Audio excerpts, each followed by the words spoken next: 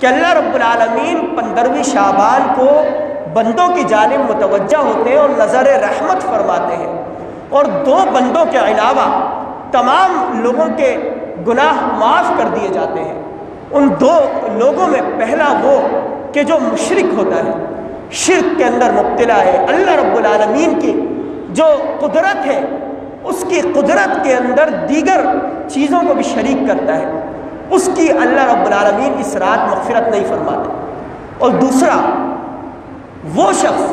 کہ جس نے اپنے دل کے اندر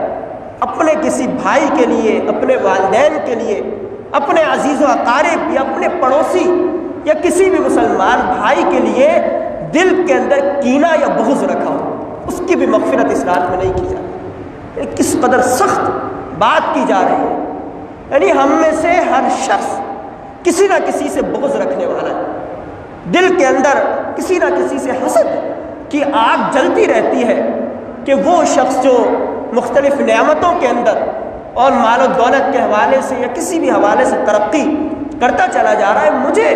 وہ منصب کیوں نہیں مل رہا، تو ہمارے دل کے اندر کینہ پیدا ہو جاتا ہے۔ فرمایا کہ 2 اشخاص کے علاوہ،